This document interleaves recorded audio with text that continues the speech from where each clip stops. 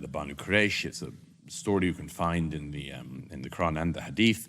Of course, this is because the Jews would not accept the revelation of Muhammad, such as it was. And so they were seen within Islamic tradition as being one of the first people who turned down the opportunity to join Islam. And as a result, of course, Muhammad decapitated hundreds and hundreds of Jews. So that's not a good start. But there's a bigger thing, I think, within the Muslim world, which is worth mentioning, which the late Bernard Lewis pointed out on a number of occasions, which is the great problem within Islam when it comes to not just Judaism, but the wider non-Islamic world, is that the Muslim religion claims to be the last revelation from God to man, which we all know is a very large claim to make, I'd say. But the claim at the foundation of Islam is, here is the book wherein is no doubt, and it's the only book you need. And it's the final word from God that man will ever have.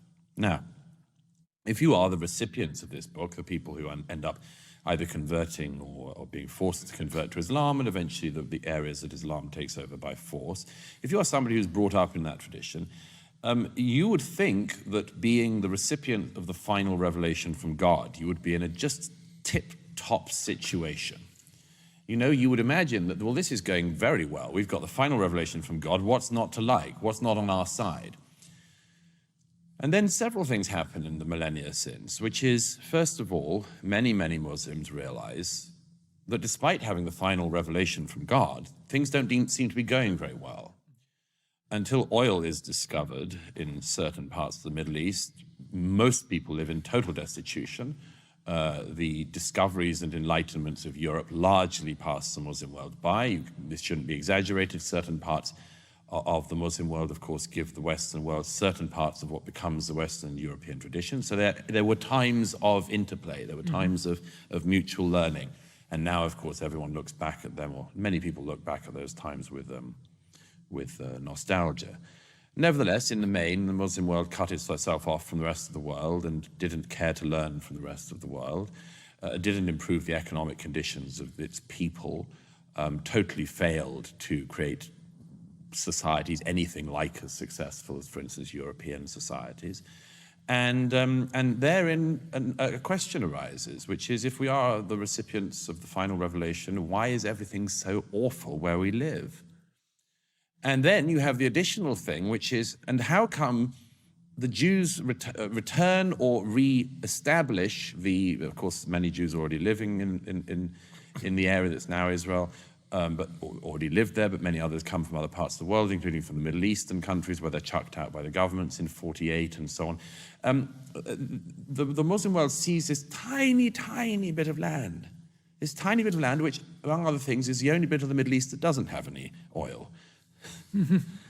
And they make of it a much more successful country than any of the countries around. Now, if you create a Palestinian state, you just have another failed Arab state, another failed Muslim state to add to the more than 50 already failed Muslim and Arab states.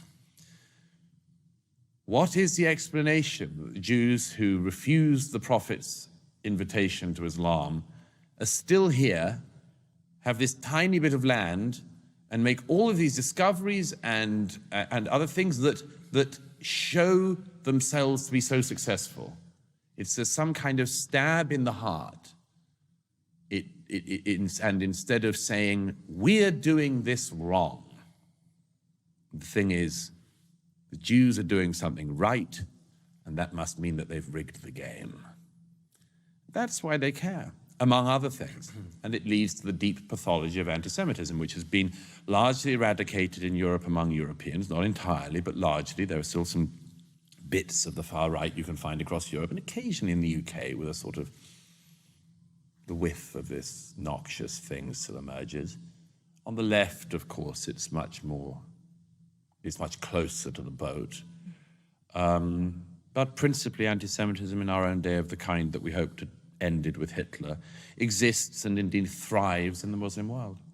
And the Muslim world is now in our world in Europe, and so we have the Hitlerian horrors of anti-Semitism back.